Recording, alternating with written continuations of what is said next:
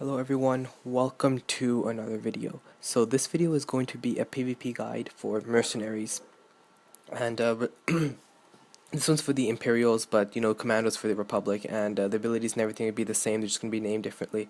But I haven't seen many guides for 4.4, or even really anything past 4.0. Not many YouTubers have been putting up videos on PvP instances and how to use certain classes. And I did get one request, and so I thought I'd just do a really quick video. This is not going to be a long video, and quick disclaimer is, I'm not a really good PvPer, but because I did get the request and because there aren't any guides up, I thought I'd just do kind of the basics of how to use a mercenary. So really experienced PvPers or even PvEers won't really find this that useful, but this is for those people who are just beginning this class or have gone to 65 and are just looking for that kind of finesse to help them gain the upper hand over their opponents when they're playing PvP. So let's get into it. For this guide, I'm just going to be doing two things. The first thing I'm going to be doing is going through the rotation that I use, and the second thing is just a few tips when you're versing other classes, and some things that you can, some things that if you knew in an arena might give you the upper hand and allow you to win in a 1v1 scenario, or even just if you're trying to burst down an enemy, especially in arenas. So let's get into it. So firstly, the rotation.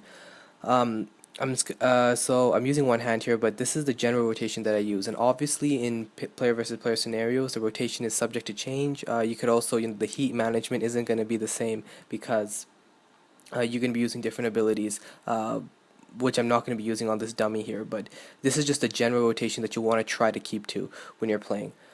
So what I do is I usually start off with blazing bolts, and then I'll use priming shot, and that'll activate the tracer missile, so I can use my tracer missile. Then I use my heat seekers, and I try to keep the heat seekers and the unload on cooldown. And then I don't use my rail shot until it's procced, so I just keep using the tracer missile until the rail shot gets procced. And then once the rail shot is procced, then I use it, and then I just continue on.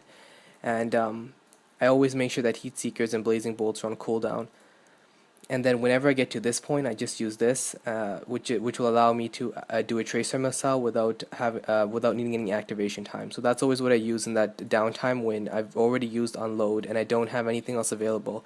Instead of wasting that time to activate a tracer missile, I'll just use the power surge so I can get a free tracer missile in there. And then otherwise, I just kind of rotate through this rotation. Keep making sure, and as you can see, in all the time that I've played Arsenal, I have never ever run out of heat. Even when I'm just free casting, time and time again, I never run out of heat. I never have to use these. So so this rotation just really works well in terms of heat management as well. And so I'll just keep going through, and that's a general rotation.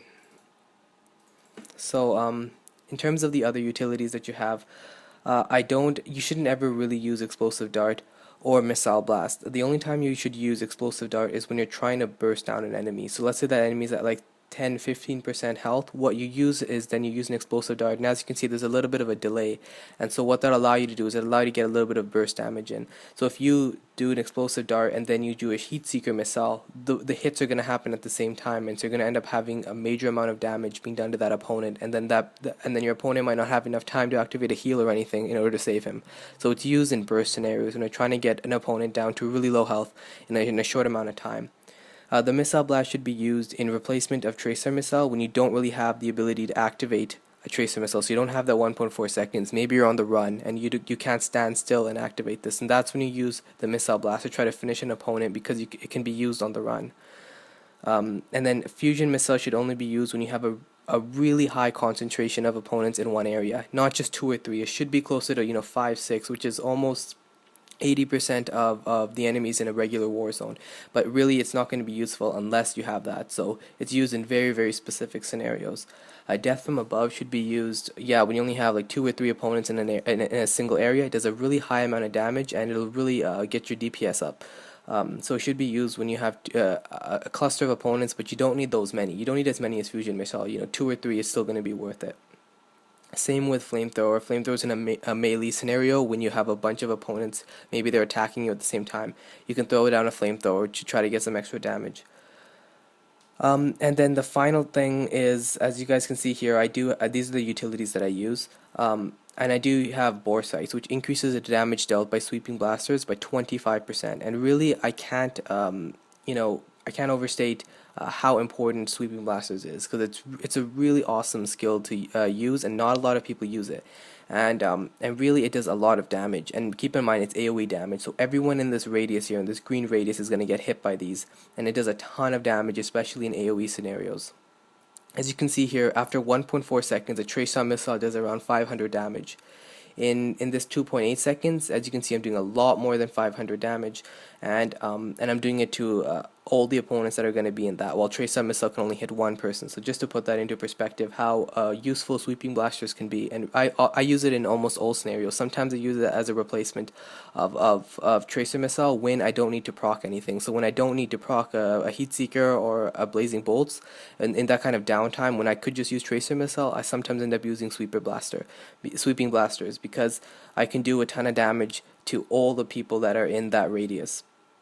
And that really gets my DPS scores up, which is not what the game's always about. It's about winning, but sometimes you're in a scenario where you can just do a little bit of fluff damage because your team might be already winning, or you might be just trying to ward off a few opponents, but it's pretty obvious you're not going to lose a control point or something. Then it's always useful to do sweeping blasters. So that's a general rotation. In terms of heat management, if ever you're in a situation where you have too much heat, you have three things you can do. The first thing would be to use supercharged gas. Now, I'm not sure. Okay, never mind. Supercharged gas does not allow you to vent heat. I think maybe it does for another. Yeah, okay, never mind. Not supercharged. Yeah, that's something else. But the two things that you use to vent heat are thermal sensor override and vent heat. And thermal sensor override allows your next ability to generate no heat. So that's useful when you're doing a very big ability. It shouldn't be used just for like something like explosive dart. But if you're using heat seeker missile, which has 15 heat, or something like death from above, which generates a ton of heat as a 30 heat over the duration, then that's the great time to use thermal sensor override. And vent heat is just used if you're totally out of heat, and you're getting attacked and you need to use some heavy hitting abilities. That's when vent heat should be used. It's just a really quick way to get rid of a ton of heat. Okay, so now going on to defense. Whenever you're in defense, it's always important to pop Coulter Overload in enough time, because you don't want to have gotten too low in health and then pop it, but then you end up dying in 3 seconds anyway. There's no point. So I usually hit Coulter Overload when I'm at 40%, 50% health. Because that also means that I won't have wasted it. Maybe a healer will jump in and get me back to 100% health, and then you've wasted a Coulter Overload. So it should be used when you're in a scenario when you're clearly getting attacked by a ton of opponents, but you don't want to die. Maybe you're defending a node or something, you don't want to get captured. That's when you pop Coulter Overload, and usually it should be popped in between 40 to 60% health. And then you have your self heals, which is pretty explanatory. Now, one thing I wanted to mention is on certain classes like sniper, or snipers and operatives have evasion, or marauders also have an ability which decreases the amount of damage done to them by 99% or something. And these last for a very short amount of times, but they give these classes a moment of invincibility. You can also get this on a mercenary if you time it right. And really what this is let's say you're guarding a node or something, and you just need and you're taking a lot of damage, and you just need a moment where you're not taking any damage. So you can just defend that node for a few more seconds until your teammates come, and then the enemy is unable to capture that node. Something like in Alderaan Civil War. So a cool thing is mercenaries can have this moment of invincibility if you don't use these abilities and you use them all at the same time. So if you haven't used them, they're all off cooldown, and then right when you need to, you can pop them. So usually what this is it's about getting your damage reduction up. So right now I'm in full ranked PvP gear, and I have 28.65% damage reduction. But if I have this if I have supercharged gas up to its full thing and I click it, that gives me 15% defense chance. So that's going to allow me to dodge some incoming attacks. So if you pop this 15% defense chance, and you pop energy shield, and then you have this is one of the utilities that I have, which gives me the shield barrier here, I will end up having 58.65% damage reduction. If you guys don't know, the shield barrier thing is over here. This is the power barrier. So when I use tracer missile, it can stack up to 5 times, but that increases my damage reduction by 5%. So as you could see there, I didn't time it right at all, but luckily I was able to catch it before it went down. This went up to 58%. damage reduction. And then if you pop your Warzone Adrenal, that gives you another 15% damage reduction. So that's close to 75-80% damage reduction, and that's a lot in a war zone. You don't need a full 100 because you're also going to have supercharged gas, which once again, if you use the utilities I use, that'll give you a 15% defense chance. So if you pop all of those things at the same time, and I've done it tons of times in war zones, you do end up having this moment of invincibility where the enemy is not able to really do any damage to you at all. And so that's really useful to know for mercenaries in war zones when they need that moment, if they're defending a node or something, and trying to just hold off their opponents for a little bit longer so that their teammates can come in and then save the point from being captured. So now I'm going to run into some really quick tips on if you're versing a certain class. So if you're versing, the first thing is if you're versing a melee class, so whether those are juggernauts, marauders, power techs, or assassins, or operatives, Mercenary has a ton of ways of defending against them. So what you should do is if you get attacked by a melee class, you should never be standing still. And if you're trying to get some tracer missiles off, because the thing is you need to get tracer lock on your target before you use heat seeker missile, right? Because the damage that's done by this is increased by 25% if you've used tracer missile on them before you hit this. So that's when this power surge can really come in handy, or priming shot. These are two abilities that allow you to use your tracer missile while you're on the go, so you can use it while you're running. Once again, you can use it while you're running if you have these two clicked. And then once you've used that, you can use your other abilities which don't require you to, as you can see I have Blazing Bolts, I'm using it on the run. These don't require you to be standing still. So if you're getting attacked by a melee player, always be on the run.